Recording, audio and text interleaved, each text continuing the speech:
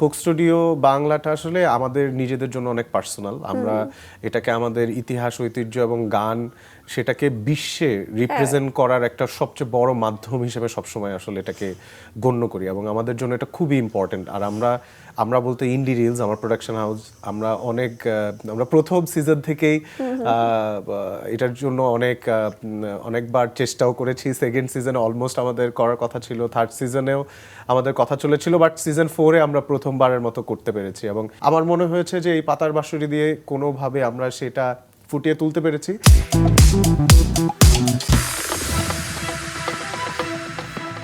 Dear viewers, আমি ইন্দ্রাণী নিশি চলে এসেছি Parachute advance secrets hair oil বিনোদন সারাদিনের ব্র্যান্ড নিউ এপিসোড নিয়ে। আজকের এই সন্ধ্যায় আমরা পাতার বাঁশুরি নিয়ে কথা বলবো। কোক স্টুডিও বাংলা সিজন 4-এর নতুন এই গান নিয়ে আমরা তো সবাই বিমুগ্ধ হয়ে আছি। আর এই গানটির ভিডিও চিত্র যিনি পরিচালনা করেছেন তিনি তরুণ নির্মাতা সামিউর রহমান। আজকে তাকেই আমরা আমন্ত্রণ জানিয়েছি বিনোদন সারাদিন স্টুডিওতে। চলুন আর কথা না বাড়িয়ে সরাসরি তার সাথে গল্প আড্ডায় ডুব দেই। নিশ্চয়ই খুব ভালো আছেন, অভিনন্দন জানাই। এবং এই গানটা না লুপের মতন শুনছিলাম এবং স্টুডিওতে আসার আগে আপনি খেয়াল করেছেন কিনা জানি না, ঠিক সে সময় পাতার বাঁশুরি শুনছিলাম যখন আপনি মেকআপ রুমটাতে জাস্ট এন্ট্রি নিলেন। এনিওয়ে, সময়টা কেমন কাটছে, কতটা উপভোগ্য এই সময়? অসাধারণ, খুবই ভালো। এবং আমাদের জন্য আমি তো আসলে বিজ্ঞাপন নির্মাণ করি, অনেক বছর ধরে এটার সাথেই সংশ্লিষ্ট। সো আমাদের খুবই রেয়ার অপরচুনিটিস হয় যে সাধারণ দর্শক কিভাবে করে নিচ্ছেন, তাদের কি ভালো লাগছে, কিংবা কোন জায়গাটাতে তারা আসলে আবেগ আপ্লুত হচ্ছেন। সো এটা আসলে খুবই অ্যামেজিং। প্রতিটা কমেন্ট, প্রতিটা মানুষের মন্তব্য, মানুষের ভালো লাগা অনুভূতি এবং সোশ্যাল মিডিয়া থেকে শুরু করে সব জায়গাতেই, সোশ্যাল মিডিয়া প্ল্যাটফর্মগুলোতেও দেখা যাচ্ছে যে আমরা অনেকে যারা ছোট ছোট রিলস বানাই, স্পেশালি মেয়েরা, এই গানটা নিয়ে খুব আলাদা করে একটা হাইপ তুলেছে। ইভেন যখন হচ্ছে ঈশানের ওই পার্টটুকু শুরু হয়, সেটা আলাদা করে কোট করে কেউ এটা নিয়ে লিখছেন। খুবই ভালো লাগার জায়গা। এবং আমি যদি জনপ্রিয়তার কথায় আসি, জনপ্রিয়তা কিন্তু তুঙ্গে, মাত্র 6 দিনে 10 million view, this is huge. এই সাফল্যকে কিভাবে ব্যাখ্যা করবেন? আমাদের কাছে তো আসলে ওই যে আমরা কাজ করার সময় কখনোই আসলে এটা সফলতা নিয়ে এতটা ভাবি না। আমরা সবসময় চেষ্টা করি আমাদের অনেস্টি, ডিসিপ্লিন এবং হার্ডওয়ার্ক দিয়ে যে কাজটা করছি সেটা কত ভালোভাবে করা যায়। আর স্পেশালি কোক স্টুডিও বাংলাটা আসলে আমাদের নিজেদের জন্য অনেক পার্সোনাল। আমরা এটাকে আমাদের ইতিহাস, ঐতিহ্য এবং গান সেটাকে বিশ্বে রিপ্রেজেন্ট করার একটা সবচেয়ে বড় মাধ্যম হিসেবে সবসময় আসলে এটাকে গণ্য করি এবং আমাদের জন্য এটা খুবই ইম্পর্টেন্ট। আর আমরা বলতে ইন্ডি রিলস, আমার প্রোডাকশন হাউস, আমরা প্রথম সিজন থেকেই এটার জন্য অনেকবার চেষ্টাও করেছি। সেকেন্ড সিজনে অলমোস্ট আমাদের করার কথা ছিল, থার্ড সিজনেও আমাদের কথা চলেছিল, বাট সিজন 4-এ আমরা প্রথমবারের মতো করতে পেরেছি এবং এটা আমাদের জন্য প্রথম থেকেই অনেক বেশি কি বলবো যে আমরা নিজেরাও এটা নিয়ে অনেক বেশি আগ্রহী ছিলাম। এবং এটা গানটা যখন শুনি, স্পেশালি দর্শক তো এখন শুনতে পাচ্ছে, বাট আমরা কিন্তু এইটার লুপে আরো 2 মাস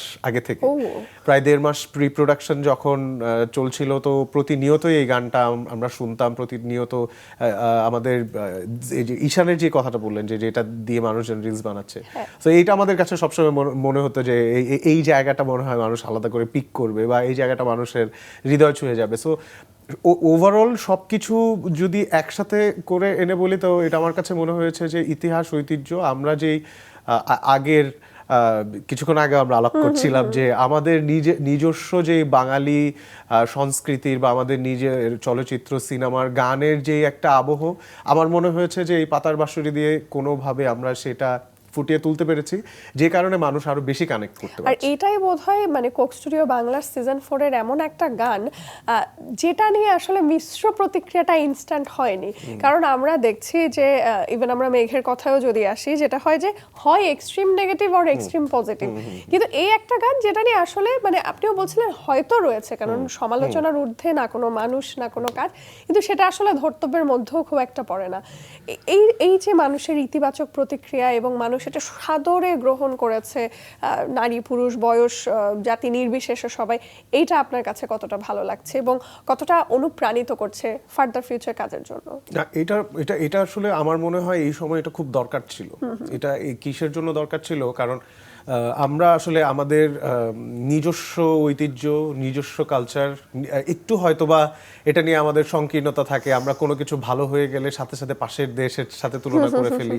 কোনো একটা সঙ্গীত যদি আমাদের হৃদয় ছুঁয়ে যায়, কেন এত হৃদয় ছুঁলো, আমরা খোঁজা শুরু করি এই সুরটা কি, এই সুরটা কি কোনো জায়গা থেকে অনুপ্রাণিত কিনা, কিংবা আসলে এটা কি কোনো জায়গা থেকে আমরা ধার করে এনেছি কিনা। তো আমার মনে হয় এটা আমার জন্য, আমাদের সবার জন্য অনেক গুরুত্বপূর্ণ যে নিজেদের ঐতিহ্যটাকে, সংস্কৃতিটাকে, নিজেদের শিল্পটাকে আরো বেশি সেলিব্রেট করা, আরো বেশি জানা, আরো উদযাপন করা। এটা হয়তোবা বিগত বেশ কয়েক দশক ধরে আমাদের চলচ্চিত্র সেভাবে করে হয়তোবা এতটা যেভাবে করে বাকি সবকিছু উন্নতি হয়েছে, আমাদের চলচ্চিত্রটা যদি এই গত 2 দশক ধরে যদি এরকম একটু স্থবিরতা না থাকতো, এটার ভিতরে যদি আরো থাকতো, তাহলে আমরা আজকে আরো বেশি ফিল করতে পারতাম। শুধুমাত্র এক পাতার বাঁশরীর কোক স্টুডিওর গান না, আমরা হয়তোবা প্রতিটা চলচ্চিত্র এখন গত 2-3 বছর ধরে যেভাবে আমরা দেখছি, মানুষ চলচ্চিত্রের জন্য, সিনেমার জন্য যেভাবে মানে প্রতিটা গানে, প্রতিটা ছবিতে যেভাবে করে নিজেদেরকে সংশ্লিষ্টতা ফিল করছে, সেটা আরো বেশি ফিল করতে পারতো, আরো উদযাপন করতে পারতো। একদম। এই জাস্ট যে কথাটা বললাম, আমার জাস্ট যেহেতু পাশের দেশের সাথে অনেকে তুলনাটা না, আমার একটা জিনিস খুব মনে হচ্ছিল যে চন্দ্রিল ভট্টাচার্যের একটা লেটস নট ডিবেট, মানে ওনার একটা বক্তব্য শুনছিলাম, উনি বলছিলেন যে বাঙালি আসলে আনন্দ করতে ভুলে যাচ্ছে। যদি আনন্দের কোনো উপলক্ষ হয়, বেশি যদি হেসে ফেলি, মনে হয় এই বোধহয় আমার একটু পরে স্যাড কোনো ব্যাপার আসবে, আনন্দ করতেও ভয় পায়।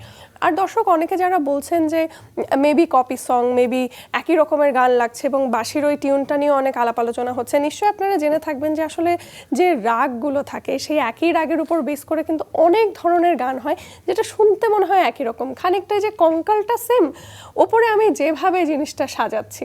তো দিস ইজ নট কপি, এটা আসলে আমাদের একেবারে নিজস্ব একটা জিনিস। এবং এই যে মৌলিক সৃষ্টির গল্পগুলো আমরা বারবার বলছি, আমরা চাচ্ছি উদযাপন করতে।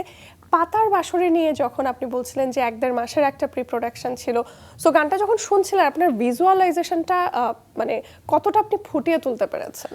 আমাদের প্রথম তো এটার ক্রিয়েটিভ কনসেপ্ট এসেছে ডট বার্থ, যারা গত 4টা সিজন ধরেই আসলে কোক স্টুডিওর সাথে সংশ্লিষ্ট।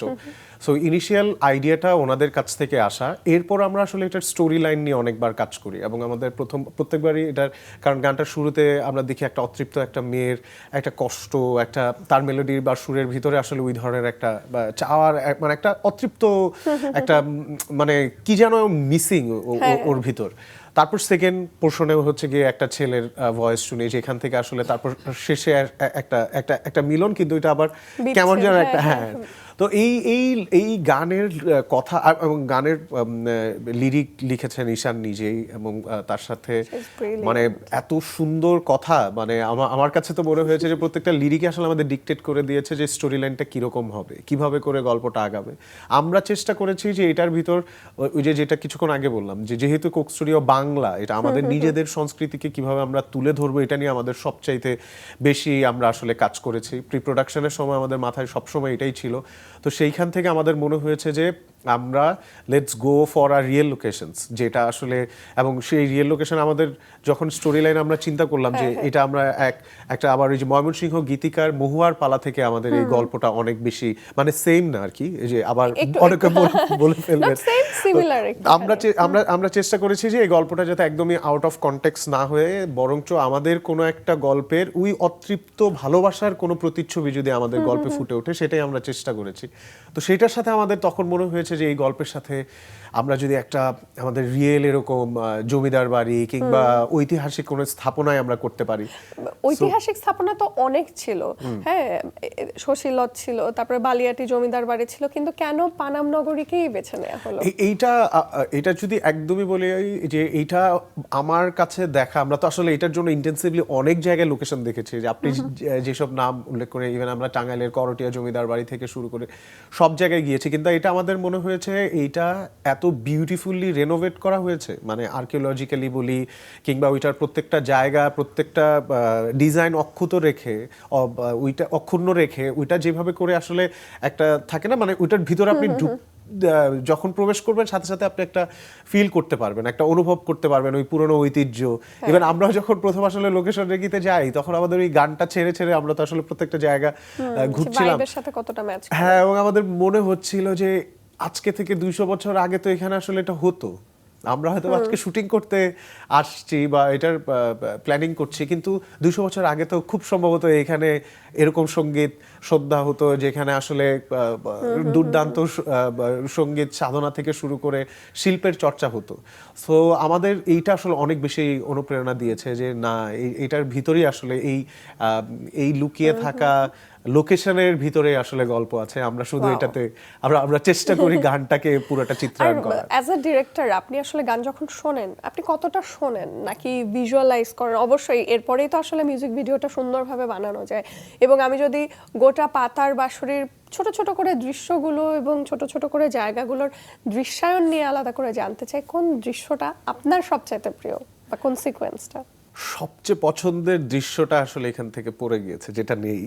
তো আমাদের সবচাইতে আমরা অনেক বেশি আমাদের গুজবাম্প হয়েছিল হচ্ছে, আপনারাও যদি খেয়াল করে দেখবেন গানটা শুরু হওয়ার মানে সঙ্গীতের ওই জায়গাটা শুরু হওয়ার আগে একটা যে মেলোডি দিয়ে গানটা স্টার্ট হয়, আমরা ওটাতে চেষ্টা করেছি পুরো গানের একটা প্রিলুড এক ধরনের একটা ভিজুয়াল ক্রিয়েট করার। সো সেখানে একটা দৃশ্য ছিল, এটা নেই আনফরচুনেটলি, কিন্তু খুব সম্ভবত আমরা আমাদের থেকে ওটা প্রকাশ করব। সো আমার কাছে আসলে প্রতিটা এখন এক্সিস্টিং ভিডিওর ভিতর সবচেয়ে ফেভারিট হচ্ছে যেখানে সুনিধি গাচ্ছে এবং পিছনে বাকি সবাই কোরিওগ্রাফিক্যালি ওরা বিভিন্ন মুভমেন্টের সাথে, এটা আমার ফেভারিট। এটা ফেভারিট শুধুমাত্র দৃশ্যের জন্য না, কিছু কিছু সময় থাকে না যে আপনার ভিজুয়াল আপনার অনুভূতির এত ভিতরে চলে যায় যে আপনি আসলে খুব মুগ্ধ হয়ে, যেভাবে আমরা আসলে পেইন্টিং দেখি, যেভাবে আমরা যে কোনো শিল্পের প্রতি মায়ায় পড়ে যাই, তো ওই জায়গাটা আমার মনে হয়েছে সবচাইতে বিউটিফুল, যেখানে আসলে ও গাচ্ছে কিন্তু অ্যাট দ্য সেম টাইম পিছনে যাদের আমরা ওদের চেহারা দেখতে পাচ্ছি না, কিন্তু ওই যে ওর ভিতরে যে ওলট পালট একটা অনুভূতি আমাদের গায়িকার ভিতর, ওটা আসলে পিছনে ওদের ভিতর দেখা যাচ্ছে ওদের মুভমেন্টে। So that's my favourite. Coke Studio Bangla তো বেশ বড় একটা প্ল্যাটফর্ম এবং এখানে কাজ করার ক্ষেত্রে আমি জানি তারা অনেকটাই ক্রিয়েটিভ ফ্রিডম দেন, তো এটাকে অনেকটা বেশি চাপের নাকি রিল্যাক্স মোডে কাজ করতে পারেন? আমি আসলে অনেক ফ্রিডম পেয়েছি। আমি তো বাকি সিজনগুলোর কথা বলতে পারবো না, আমি প্রথম থেকে আমাকে ওনারা অনেক অনুপ্রেরণা দিয়েছেন প্রত্যেকটা জায়গায় যেখানে, এবং আমার সবচেয়ে ভালো লেগেছে যে প্রতিটা আমরা যেভাবে উপভোগ করেছি ওনারাও উপভোগ করেছেন। আমি তো আসলে সত্যি কথা বলতে বিজ্ঞাপনে আমাদের প্রচুর চাওয়া পাওয়া থাকে, মানে ক্লায়েন্টের, এজেন্সির সবার প্রত্যাশা মিটিয়ে ওই জিনিস চিত্র ধারণ করা is one of the most difficult job. তো ওই জায়গা থেকে আমি বলবো যে কোকে আমি ওইটা ফিলই করিনি। আমার কাছে মনে হয়েছে যে যখন আমরা আসলে স্টোরি লাইনটা বা আমরা যেভাবে করে দেখছি এটা যখন আসলে ওনাদের কাছে বর্ণনা করলাম, তো তখন ওনারাও আসলে এটার মানে ফিল করতে পেরেছে তখন হয়তো বা যে এটা আসলে না, দিস ইজ সামথিং আমরা আসলে ছেড়ে দেই ডিরেক্টরকে।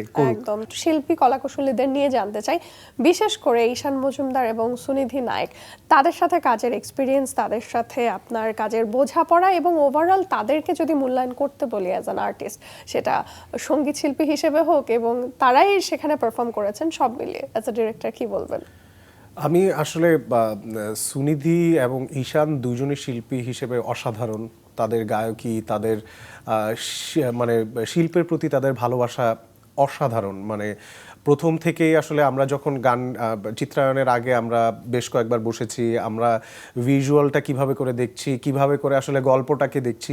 সো এই জায়গাগুলো যখনই আমরা আসলে শেয়ার করেছি সেখান থেকেই তারা আসলে নিজেরা, কারণ এই জায়গাটায় এইবারের সিজনে দেখবেন যে প্রত্যেকবার কিন্তু একদমই শুধু পারফরমেন্সের উপরে জোর দেওয়া হয়, বাট এইবার কিন্তু পারফরমেন্সের সাথে সামান্য অভিনয় যদি আমি বলি বা গল্পটাকে ফুটিয়ে তোলা, একটা সাবলাইমে যে স্টোরিটা ছিল, সো সেই ব্যাপারে কিন্তু অনেক অনেক ফোকাস দেওয়া হয়েছে। অনেক প্রেশারাইজ করা হয়নি বা আমরা ফোর্স ফিটেড করতে চাইনি একদমই যে অতি অভিনয় কিংবা থাকে না যে একটু বেশি, বা আমাদের কাছে যদি মনে হয় যে না আসলে স্ক্রিনে তাদেরকে দেখে মনে হচ্ছে যে না তারা আসলে অনেক অনেক অভিনয় করছেন, কারণ দিন শেষে তারা অভিনয় শিল্পী না, তারা আসলে হচ্ছে গায়ক এবং গায়িকা। তো সেই জায়গা থেকে সুনিধি পারফর্ম সো ওয়েল।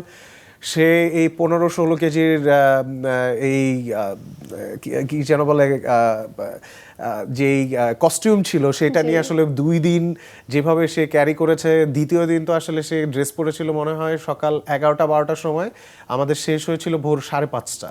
সেই পুরোটা সময়, এবং শুধুমাত্র ওর তো আসলে আমরা যখন চিত্রায়ন করেছি ততটুকু সময় তো ছিলই, এছাড়া আরও কন্টেন্ট নির্মাণ থেকে শুরু করে আরও অনেক ধরনের ফটো, আরও অনেক ইনভলভমেন্ট ছিল। তো সেই জায়গাগুলোতে সে যেভাবে করে পরিশ্রম করেছে, এক কথায় অসাধারণ।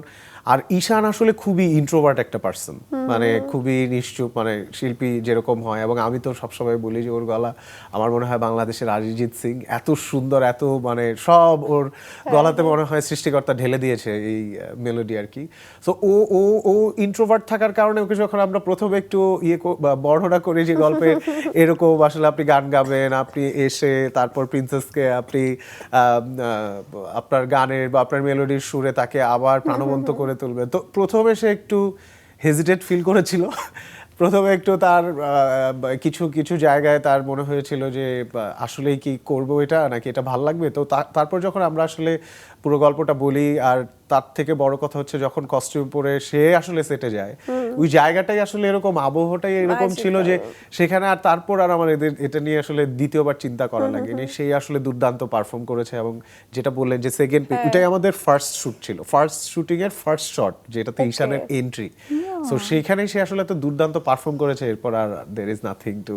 দারুণ দারুণ। ও আসলে মানে ঈশান মজুমদার উনি অনেক শাই, উনি এসেছিলেন শোতে, এবং যখন আসলে একটা ফ্লোতে চলে যাওয়া যায়, যখন বলা হয় যে আচ্ছা একটা গান শোনান, তখন উনি একেবারে অনবদ্য, but he is too good actually. এবং আমরা খুবই ব্লেসড যে আমাদের অনেকেরই একটা অভিযোগ ছিল নতুন প্রজন্মের শিল্পীরা হয়তো সেই ট্র্যাডিশনাল জায়গাটাকে ধরে রাখতে চায় না, বাট না, আমরা দেখতে পাচ্ছি মাহাতিম সাকিব বা ঈশান মজুমদার, যাদের কথাই বলি, তারা এই জায়গাটাকে লিড দিচ্ছে এবং আই হোপ সামনের দিকে নিয়ে যাবে। এবার আবারও একটু নেপথ্যের গল্পগুলো ধাপে ধাপে শুনতে চাই। এবারে আসলে জানতে চাই direction, cinematography, script, editing, light, set up এবং কস্টিউম, প্রত্যেকটা ধাপ নিয়ে আমরা যেটা দেখছি সেটা হচ্ছে যে কোক স্টুডিও বাংলা বা ইন্ডি রিলসের তরফ থেকে আমরা বিহাইন্ড দ্য সিন অনেকগুলো দেখছি, কিছুটা জানি, যা জানি না সেটা শুনবো আপনার কাছ থেকে। আরো আসছে, মানে আমরা একটা বিহাইন্ড দ্য সিনের পুরো ডকুমেন্টারি করেছি, কারণ আমাদের মনে হয়েছে যে এটা আমরা যা যা করেছি সব আসলে দর্শককে জানাতে চাই। এবং শুধুমাত্র দর্শক না, আমি চাই এটা দেখে আমাদের ইয়াং জেনারেশন, আমি নিজেও ইয়াং অনেক, বাট আমি চাই তরুণ নির্মাতা যারা আসলে কাজ করতে চায়, যারা নিজেদের ইতিহাস, আমাদের নিজস্ব বাঙালি ইতিহাসটাকে ধারণ করে সেটাকে বিশ্বের কাছে রিপ্রেজেন্ট করতে চায়, তাদের জন্য এটা যাতে আসলে একটা অনুপ্রেরণা হয়ে থাকে। সো আমাদের এইটার এইচওডি, আমি দুর্দান্ত সব হেড অফ ডিপার্টমেন্ট আমার সাথে ছিল, সিনেমাটোগ্রাফার ছিল তাসিন। সো তাসিন খুবই ওয়েল নন, তুফান, তাণ্ডবের সিনেমাটোগ্রাফার ও।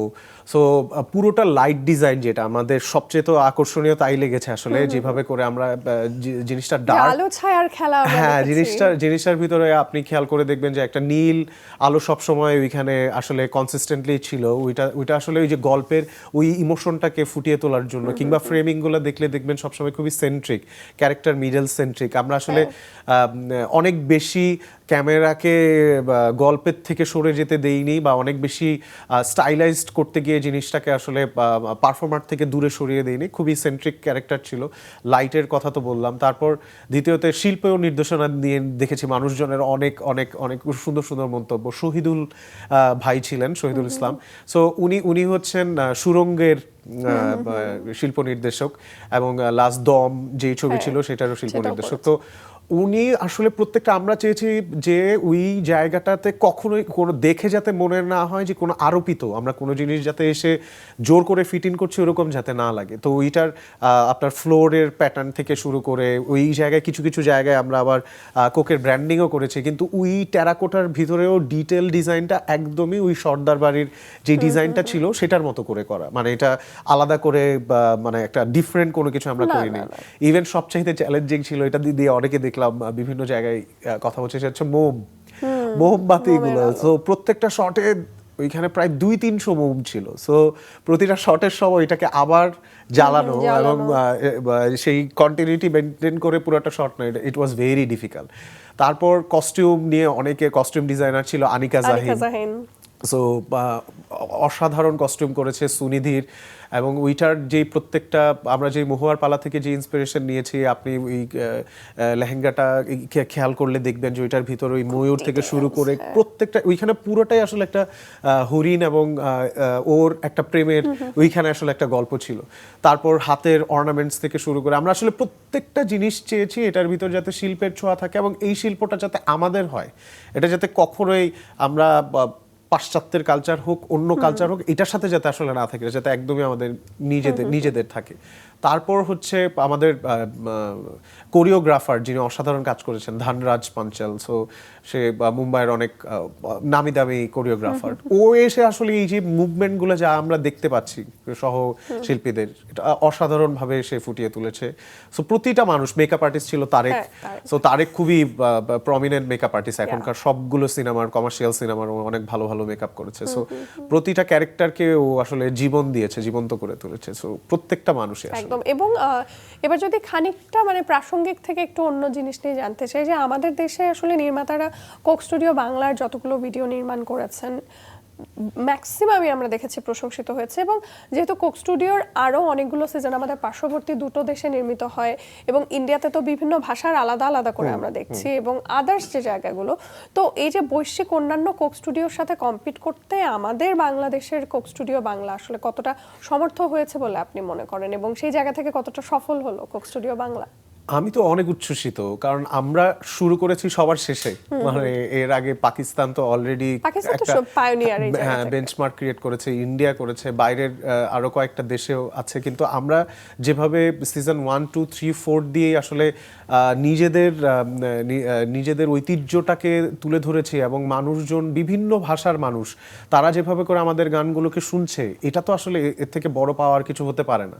এবং এটা খুবই ইন্টারন্যাশনাল, মানে আন্তর্জাতিক। আমরা তো হয়তোবা আমাদের চলচ্চিত্র এখন যাওয়া শুরু করেছে বিভিন্ন দেশে, বিভিন্ন ফেস্টিভ্যালে, কিন্তু আমাদের সুর সঙ্গীতগুলো কিন্তু সেভাবে করে পৌঁছায়নি। এবং একটা মানে ব্যাক টু ব্যাক আমরা বেশ কিছু কোলাবোরেশন দেখলাম তুরস্কের সাথে, আজারবাইজানে, আমি যদি ভুল না করে থাকি, মেবি কাজাখস্তান বা আজারবাইজানের সাথে। হ্যাঁ, সো এই জায়গাটা আমার কাছে মনে হয়েছে যে আমরা এই 4টা সিজন দিয়ে, বা 3টা সিজন তো কমপ্লিট হলো, 4র্থ নাম্বার চলছে, এটা দিয়ে আমাদের যেভাবে ফুটপ্রিন্ট আমরা খুবই স্ট্রংলি আন্তর্জাতিক মানে সবার সামনে যেভাবে করে আসলে প্রেজেন্ট করেছি, দ্যাটস সামথিং যেটা নিয়ে আমরা প্রাউড ফিল করতে পারি। এবং শুধু প্রাউড না, এটা আমাদের অনুপ্রেরণা দেবে আরো ভালো কাজ করার, আরো নিজেদেরকে আরো বেশি, মানে আমাদের নিজস্ব সংস্কৃতিটাকে আরো বেশি ফুটিয়ে তোলার। আসলে এবারে একেবারে আপনার গল্প শুনতে চাই, আপনার ছোটবেলা, বড় হওয়া, মানে আপনার জন্ম, বেড়ে ওঠা, কোথায় বড় হয়েছেন, কোন স্কুল কলেজে পড়েছেন, এবং এই ইন্ডাস্ট্রিতে আপনি যুক্ত হলেন কি করে, পুরো জার্নিটা শুনবো। আমার জন্ম হচ্ছে টঙ্গীতে, গাজীপুরের। সো আমার স্কুলও টঙ্গীতে। আমার ছোটবেলা ওইখানে, একদম স্কুল পর্যন্ত আমি ওইখানেই ছিলাম। আমার কলেজ হচ্ছে নটরডেম কলেজ। সো ওইখান থেকে হচ্ছে প্রথম আমার ওই সাবারবান এরিয়া থেকে বের হয়ে শহরের মাঝে আসা। তারপর আমার বিশ্ববিদ্যালয় ছিল ব্র্যাক ইউনিভার্সিটি। সো আমি ব্র্যাক ইউনিভার্সিটি থেকে আন্ডার গ্র্যাজুয়েট করেছি। আর যদি বলি যে সংশ্লিষ্ট হওয়াটা হচ্ছে আমি যখন 3rd সেমিস্টারে পড়ি ব্র্যাক ইউনিভার্সিটিতে, তখন আমার আসলে সুযোগ হয়েছে সহকারী পরিচালক হিসেবে জয়েন করার। এবং আমি একদমই এই মাধ্যমের কারোর সাথে পরিচয় ছিল না, সংশ্লিষ্টতাও ছিল না, এবং নির্মাতা হওয়ার অনেক বড় স্বপ্ন ছিল না। আমি আসলে অনেকটা অ্যাড্রিনাল রাশে যুক্ত হয়ে গিয়েছিলাম আদনান আল রাজীবের সাথে রান আউট ফিল্মসে। সো 2012 এই সেম মান্থ অগাস্টে জয়েন করেছিলাম। তারপর 2012 থেকে 2016 পর্যন্ত আদনান ভাইয়ের এডি হিসেবে কাজ করেছি। 2017 থেকে আমার বিজ্ঞাপন নির্মাণ শুরু। প্রথমে ছিল গ্রামীণ ফোনের ফাদার্স ডের একটা বিজ্ঞাপন। এরপর 2020 থেকে আমার নিজের প্রতিষ্ঠান ইন্ডি রিলস। সো এরপর আমরা ওইখান থেকে কাজ করছি, আর এখন পর্যন্ত তো চলছে। আপনি যেটা বললেন যে অ্যাড্রিনালিন রাশ থেকে আপনি যুক্ত হয়েছেন, সেটা কি আসলে জীবিকার প্রয়োজনে যুক্ত হয়েছিলেন, নাকি একটা ভালো লাগা থেকে যে ওকে লেটস এক্সপ্লোর দ্যাট?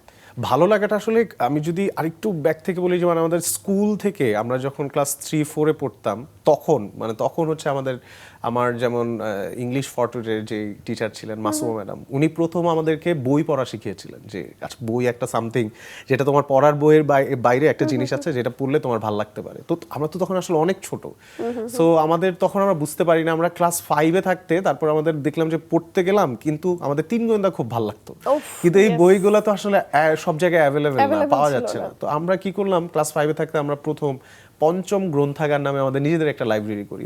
তো সবাই মিলে 2 টাকা 3 টাকা দিয়ে চাঁদা দিয়ে তারপর আমরা বই করা শুরু করলাম। তো ওই বই পড়তে পড়তে আমি দেখলাম যে এখানে আসলে একটা ভিন্ন জগৎ, যেটা আমরা হয়তো বা জানছি না। আর আমাদের সময় তখন ইন্টারনেট এতটা অ্যাভেলেবেল হয়নি। তারপর ওই বই পড়া থেকেই আস্তে আস্তে মানে এই পুরো জায়গাটায় আমি ছোটবেলায় কবিতা আবৃত্তি করেছি, ডিবেটিং করেছি, উপস্থিত বক্তৃতা, নাটক, মঞ্চ নাটক, মানে সবই স্কুলে আমার এগুলো হয়েছে। তো তখন থেকে এটার প্রতি একটা ভালোবাসা ছিল, কিন্তু এটা আসলে কখনো জীবিকা হবে, এটা আমার ফিউচার হবে, এটা নিয়ে আমি কখনো এতটা সিরিয়াসলি ছিলাম না। কারণ মধ্যবিত্ত ফ্যামিলির সন্তান, দায়িত্ব নিতে হবে, ফ্যামিলিকে সাপোর্ট করতে হবে। তো আমার কাছে সবসময় মনে হয়েছে যে এটা হয়তো বা আমাকে সেই জায়গাটা দিবে না। সো আমি সবসময় ফোকাস ছিলাম যে গ্র্যাজুয়েশন কমপ্লিট করে I will be in corporate or agency, এরকম মার্কেটিং কোনো জায়গায় সংশ্লিষ্ট হয়ে যাব। কিন্তু যখন আমি রান আউটে জয়েন করার পর আমি আসলে দেখতে পেলাম যে দিস ইজ সামথিং যেটা আসলে আমাকে অন্যরকম একটা ফিল দিচ্ছে। একটা আমি যেই জিনিসটা হয়তো বা বুঝতেও পারছি না, আমার ভিতরের যেই প্রতিভাটা বা যেই আগ্রহটা, ক্ষুধাটা আছে, এইটা হয়তো বা এই প্রফেশনে আমাকে দিবে, এবং সেটা পরিচালকই। কারণ পরিচালক মানে এটা অনেক বড়। আসলে আমরা তো সবাই চিন্তা করি যারা ক্যামেরার সামনে আছেন বা, কিন্তু এখানে আসলে অনেক মানুষকে ডিল করা। এটাই আমরা এই জন্য পরিচালককে বলি the captain of the ship. আসলেই তাই, মানে প্রত্যেকটা ডিপার্টমেন্টে আলাদা আলাদা করে নজর দিতে হয়। এবং আমরা যদি আপনার ওয়েব ফিল্মের প্রসঙ্গে আসি, আপনি কুহেলিকা নির্মাণ করেছেন, এবং বিজ্ঞাপন জগতেও আমি যদি এডি হিসেবেই জার্নিটা দেখি, প্রায় 14 বছরের এবং অলমোস্ট 6 ইয়ার্স, অর্ধযুগ ধরে আপনি একদম নিজস্ব হাউস মেনটেন করছেন, ডিরেকশন দিচ্ছেন এবং বড় একটা টিমকে লিড দিচ্ছেন। এবং যেমনটা বলেছিলেন, আসলে বিজ্ঞাপন নির্মাণ মেবি আরো টাফ, অনেক মানুষের মন রেখে কাজ করতে হয়, ব্র্যান্ডের প্লেসমেন্ট থেকে শুরু করে এজেন্সির লোকজন বসে থাকে, ক্লায়েন্ট বসে থাকে, শর্ট টু শর্ট তারা সমালোচনা করতে থাকে। তো আসলে এই যে টাফ অনেকগুলো জার্নির পরেও আপনার কি নিজেকে কখনো আন্ডাররেটেড মনে হয়? আমার তো মনে হয় যে যেভাবে হয়তো মানে আপনার নামটা যেভাবে থাকা দরকার ছিল, আপনি খানিকটাকে অন্তরালে রয়েছেন স্টিল নাও। একদমই আমি ফিল করি না এটা। আমার কাছে মনে হয় সৃষ্টিকর্তা প্রত্যেকটা মানুষকে তার রাইট মোমেন্টে রাইট জিনিসটা দেয়। সো আমার রাইট মোমেন্টটা এই যে এখন আজকে আমার হয়তো বা পাতার বাঁশুরির কারণে আমাকে মানুষজন, আপনিও হয়তো বা আমাকে বিনোদন সারাদিন আসার আমার সৌভাগ্য হয়েছে হয়তো বা এটার জন্যই। কিন্তু এটা আসলে জার্নির জাস্ট শুরু। আমি আসলে চাই আমার থেকে দেখে আরো অসংখ্য, কারণ আমার সবচেয়ে আফসোসের জায়গা হচ্ছে আমাদের দেশের ইয়াং জেনারেশন এই জিনিসটাকে এখনো সিরিয়াসলি নিচ্ছে না। আমাদের এখানে মিডিয়া জগতে কাজ করাটাকে এখনো এক ধরনের একটা যে আচ্ছা মিডিয়ায় কাজ করে হয়তো বা, কিন্তু এটা যে আসলে কত বড় জায়গা, এটার যে কত বড় অপরচুনিটিস, এবং আমাদের দেশ হিসেবে বাংলাদেশকে রিব্র্যান্ডিং করার জন্য সবচাইতে ইম্পর্টেন্ট হচ্ছে এন্টারটেনমেন্ট ইন্ডাস্ট্রি। এবং এন্টারটেনমেন্ট ইন্ডাস্ট্রি ছাড়া কখনোই সম্ভব না নিজের দেশকে আপনি সেভাবে করে বিশ্বের বুকে আজকে কোক স্টুডিও বাংলায় এসে আমার বাংলা গানটাকে বাইরের বিশ্বের দর্শকের কাছে নিয়ে যাচ্ছে। কিন্তু এটা কেন গত 10 বছরে আমাদের তো গার্মেন্টসের সেক্টরে আমরা সবচেয়ে বড়, তাহলে কেন পোশাক শিল্প নিয়ে সবচেয়ে বড় চলচ্চিত্র আমাদের দেশে হলো না? কেন আমাদের দেশের আসলে আমাদের ট্যুরিজম, আমাদের কক্সবাজার একটা আনব্রোকেন বিচ, আমরা কেন প্রেজেন্ট করতে পারলাম না? তো এইটা আসলে শুধুমাত্র এটা আমি দোষ আরোপ করতে চাই না কাউকে। এটা আমার মনে হয় এটা আমাদের জেনারেশন, ইয়াং জেনারেশন, তাদের দায়িত্ব, তাদের রেসপন্সিবিলিটি নিজেদেরকে, নিজেদের দেশকে আরো বড় করে রিপ্রেজেন্ট করা, ব্র্যান্ডিং করা।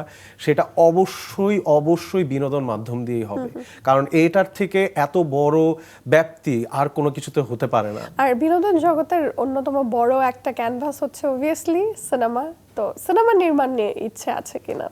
অবভিয়াসলি আমি স্পেশালি কুহেলিকার কথা বললেন, আমার খুবই খুবই মানে খুবই কাছের, এবং আমি যখনই কুহেলিকার স্মৃতি আমার মনে পড়ে আমি খুবই আবেগ আপ্লুত হয়ে যাই। এবং ওইটা আমরা 2021-22-এর দিকে আমরা শ্যুট করেছিলাম। আই ওয়াজ সো ফরচুনেট যে আমি নাজিয়া হক, অর্ষা, সাফায়েত মনসুর রানা, তারপর ইয়াশ রোহান, সাফা কবির, ইভন, এদের মতো এত দুর্দান্ত শিল্পীদের নিয়ে কাজ করেছি, শরীফ সিরাজ। তো ওনারা আসলে আমাকে আমার মনে হয়েছে যে ওই বড় পর্দায় বড় গল্পের পরিসরে কাজ করতে গিয়ে আমার মনে হয়েছে যে না, আমার আরও শেখা উচিত, আমার আর একটু ধাতস্থ হওয়া উচিত। এরপর আমি আসলে এত বড় একটা ব্রেক নিয়েছি, যেখানে আমি অলমোস্ট গত 1.5-2 বছর ধরে আমি একটা গল্প নিয়ে কাজ করছি, সেটার স্ক্রিপ্ট রাইটিং এর কাজ চলছে। সো ইনশাল্লাহ সিনেমা খুব খুব শীঘ্রই দেখতে পাবে সবাই। অনেকে বলেন যে বিজ্ঞাপন নির্মাতারা অনেক সময় স্বল্প পরিসরে গল্প বলতে পারেন, কিন্তু বড় পর্দায় মেবি না। যদিও আমরা অনেক বিজ্ঞাপন নির্মাতাকে, আমরা যদি মেজবাহুর রহমান সুমনের কথা বলি, উনি কিন্তু এটাকে আসলে অনায়াসে, কিংবা আব্দুল্লাহ রহমান সাদ, হ্যাঁ, সবাই বিজ্ঞাপন থেকে এসেছেন। এই ব্যাপারটাকে আপনি আসলে কিভাবে ডিফেন্ড করতে চান? এটা আমি ডিফেন্ড করতে চাই না একদমই। আমার কাছে এটা আমার মনে হয় যে আমাদের চলচ্চিত্রের যদি আজকে সেই হারানো স্বর্ণযুগের পরিসরটা থাকতো, আমার হয়তো বা বিজ্ঞাপন বানাতে হতো না, আমি হয়তো বা চলচ্চিত্রেই থাকতাম, আমি সিনেমায় বানাতাম। এবং আমাদের এখন এটাকে আমি বিজ্ঞাপনটাকেও ছোট করে দেখছি না। বিজ্ঞাপনটা আমাদের দেশের একমাত্র প্ল্যাটফর্ম, আমাদের দেশে কোনো প্রপার ইনস্টিটিউশন নাই যেখান থেকে চলচ্চিত্র শিখবে, মানুষ বড় হবে। বিজ্ঞাপন হচ্ছে আমরা যে ক্যামেরাটা ইউজ করি সেটা হচ্ছে একদম দুনিয়ার সবচেয়ে লেটেস্ট টেকনোলজি। আমরা যে ক্রু থেকে শুরু করে প্রোডাকশন ডিজাইন থেকে শুরু করে পোস্ট প্রোডাকশন আমরা করছি, সব বিশ্বমানের। এবং এই জিনিসটা আমাদের কি করছে, এটা আমাদেরকে সাহস দিচ্ছে। আপনি যদি আজকে আমাদের চলচ্চিত্র গত 2-3 বছরের সবার কাছে মনে হবে যে কি হলো, যে হঠাৎ করে আমাদের ভিজুয়াল এত চেঞ্জ হয়ে গেছে, কিন্তু এটার পিছনে বিজ্ঞাপনের অনেক বড় অবদান। প্রত্যেকটা মানুষ, প্রত্যেকটা এইচওডি, যারা শিল্প নির্দেশক, কস্টিউম ডিজাইনার, ডিওপি, এরা সবাই বিজ্ঞাপন থেকে এসছে। সো আমি এটাকে আসলে কখনোই ডিফেন্ডও করতে চাই না, বলতেও চাই না। অবশ্যই আমাদের এই জায়গায় আমরা হয়তোবা নিজেদেরকে সেইভাবে প্রমাণ করতে পারিনি দেখে আজকে এই কথা হচ্ছে। এটা সুমন ভাই এটাকে অলরেডি এই কথাকে অনেক দূরে সরিয়ে দিয়েছেন। সাদ ভাই অলরেডি এই জিনিসটাকে আমাদের প্রমাণ করে দিয়েছেন। তো এরপরে আমাদের হয়তোবা দায়িত্ব কমার্শিয়াল চলচ্চিত্রকে অনেক কিছু দেওয়ার। সো এটা আমার মনে হয় যে সময় বলে দিবে। যে এবার একেবারে এক কথায় কয়েকটা জিনিস জেনে নিতে চাই, নির্মাতা হিসেবে আপনার আইডলকে? হিচকক, ট্যারেন্টিনো, ডেভিড ফিঞ্চার, এরা হচ্ছে যাদের চলচ্চিত্র আমাকে সবসময় অনেক বেশি অনুপ্রাণিত করে। আর যদি আমি আমার দেশের বা আমার পার্শ্ববর্তী দেশের বলি, তাহলে হচ্ছে গিয়ে মণিরত্নমের ছবি আমার খুবই খুবই পছন্দ। ওনার গল্প বলার ঢং অনেক ভাল লাগে। আর আমি যদি দেশে বলি তাহলে মেজবাহুর রহমান সুমন, আদনান আল রাজীব। সো ওনারা হচ্ছেন যে আমাদের গল্পকে কিভাবে করে আসলে অনেক নান্দনিকভাবে প্রেজেন্ট করতে হয়, তো সেই জায়গার গুরু আসলে। আপনার প্রিয় 5টা চলচ্চিত্র, দেশে কিংবা দেশের বাইরে মিলিয়ে? চলচ্চিত্র সবচেয়ে ফেভারিট হচ্ছে সিটিজেন কেইন, অনেক আগের একটা ছবি। আর তারপর হচ্ছে বার্ডম্যান, তারপর হচ্ছে অনেক ছবি মাথায় আসছে না নাম। তারপর আমার ওয়াং কার-ওয়াইয়ের ছবি অনেক ভাল লাগে। আর যদি আমি ইন্ডিয়ার কথা বললে ইয়োবা আমার অনেক পছন্দ। তারপর হচ্ছে আর দেশে বললে হচ্ছে রোহিত, যেটা দেখে মানে আমরা এটা বলে যে উড়ে গেছি, যে এটা কি ধরনের সিনেমা হতে পারে। So Rohit is my recent favourite. এখন পর্যন্ত কাজ করা হয়নি কোনো অভিনয় শিল্পী বা মডেল যার সাথে আপনি কাজ করতে চান, সেটা বিজ্ঞাপন চিত্রে হোক কিংবা চলচ্চিত্র বা ওয়েব কন্টেন্ট? বিজ্ঞাপনের সবচেয়ে ভালো জায়গাটা হচ্ছে এটাই যে কেউ আসলে বাকি নেই। শাকিব খান থেকে শুরু করে শাকিব খান, মোশাররফ করিম, চঞ্চল ভাইয়ের সাথে এখনো কাজ করা হয়নি। এবার চঞ্চল ভাই আমাদের খুবই খুবই কাছের, জয় আপু আমাদের খুবই কাছের। সো আমার সবার সাথে, ইভেন ক্রিকেটার বাংলাদেশের সাকিব আল হাসান, তামিম ইকবাল, মাশরাফি মুর্তজা, সবার সাথে কাজ হয়ে গেছে। সো আমি ফরচুনেট, বিজ্ঞাপনের থ্রুতেই সবার সাথে কাজ হয়েছে, কিন্তু আমি খুবই এক্সাইটেড সিনেমার থ্রুতে হয়তো বা ইনশাআল্লাহ ওনাদের সাথে আরো বড় পরিসরে আসতে পারবো। 5 বছর পরে নিজেকে কোথায় দেখতে চান? 5 বছর পর শুধু আমি নিজেকে না, আমার ইন্ডাস্ট্রিকে আমি ইন্টারন্যাশনাল একটা জায়গায় দেখতে চাই। এটা আমার শুধু ব্যক্তিগত না, আমি চাই আমাদের ছবি ছড়িয়ে যাক, আমাদের ছবি টপ চার্টে থাকুক। এখন শুধুমাত্র হয়তো বা ইউএস এর টপ চার্টে যখন খুবই সারা জাগানো ছবি রোহিত কিংবা তার আগে হাওয়া হাওয়া। নিজেদেরকে একটা মার্কে নিয়ে যেতে পেরেছিল। আমি চাই 5 বছর পর আমি না, আমার মতো আরো এরকম অনেক ইয়াং জেনারেশন আছে। আজকে হয়তো বা আমি ফরচুনেট পাতার বাঁশুরির থ্রুতে আমি আসতে পেরেছি, কিন্তু এরকম আমার বয়সে আরো অনেক চলচ্চিত্র নির্মাতা এখনো রয়েছেন যারা সুযোগের অপেক্ষায়। তারা আসলে 5 বছর পরে এই ইন্ডাস্ট্রিটাকে অনেক দূরে নিয়ে যাবেন। নিশ্চয় নিশ্চয়, থ্যাংক ইউ সো মাচ। এবং একজন সংস্কৃতি কর্মী হিসেবে আমি বা আরও যারা রয়েছেন সবারই আই গেস এটাই চাওয়া। খুব ভালো থাকবেন। এবং দেখতে দেখতে আয়োজনের একেবারে শেষ পর্যায়ে চলে এসেছি। বিদায় দিতে হচ্ছে আপনাকে। বিনোদন সারাদিন এবং মাছরাঙা টেলিভিশনের পক্ষ থেকে অনেক ধন্যবাদ। আপনাদেরকেও ধন্যবাদ। বিনোদন সারাদিনের আমি অনেক অনেক বড় ফ্যান, কারণ আমার কাছে মনে হয়েছে যে আপনারা সবসময় তাদেরকে আসলে সুযোগ করে দেন যারা হয়তোবা নিজেদের কাজটাকে প্রেজেন্ট করছে ডিফারেন্টভাবে, মানুষের কাছে দর্শক সারা ফেলছে। সো আমরা চাই আপনারা আরও বেশি নতুনদেরকে সুযোগ দেন, আরও এক্সপ্লোর করেন, আরও বেশি মানুষ এসে তাদের নিজেদের কথা বলতে পারুক।